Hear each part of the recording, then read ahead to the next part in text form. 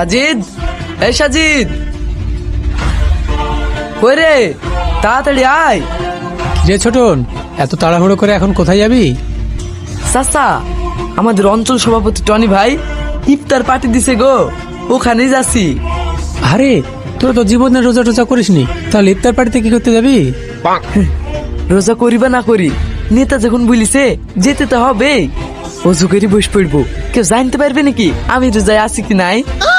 ও, আজকাল রোজা লিও চিটারি, সারাদিন খেয়ে দিয়ে ইফতারে বসে পড়লে রোজা হয়ে যাচ্ছে। যাই হোক, আমাদের ওই পাড়ে সেলিমতো ইফতার দিছে, ওখানে চ না?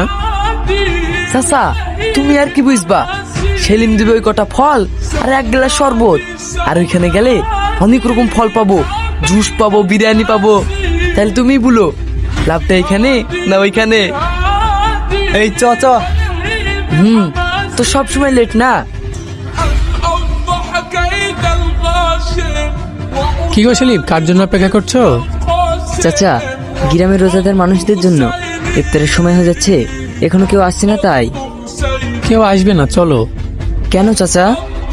আজকে টনি নেতে ইফতার পার্টি দিচ্ছে, ওরা বড় লোক, ওখানে ছেড়ে তোমার এখানে কে আসবে বলো? ওরা ইফতারে বিরিয়ানি দিচ্ছে, তুমি কি বিরিয়ানি দিতে পারবে? তাই আসবে। ও সেলিম, চলো, ইফতারের সময় হয়ে যাচ্ছে।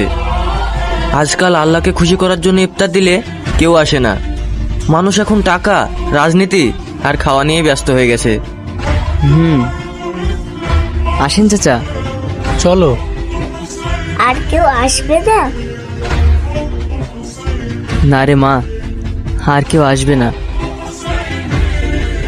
ভাই ভালো আছেন? হ্যাঁ ভালো আছি, যা যা বস। ঠিক আছে।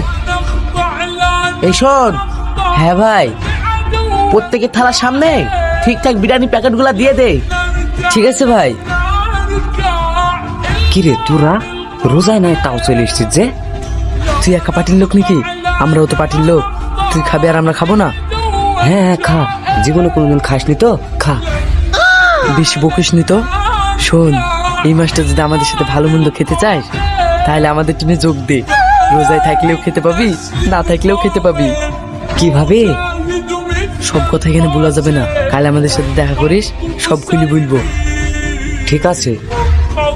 ভাই, ইফতার পার্টিতে তো অনেক লোক হয়েছে। এটা আমার ইফতার পার্টি, বুঝলি? লোক তো হবেই। এখন রমজান মাস, ইফতার পার্টি টাটি দিয়ে লোকের মাথায় হাত বুলিয়ে রাখতে হবে। সামনে তো আবার ভোট।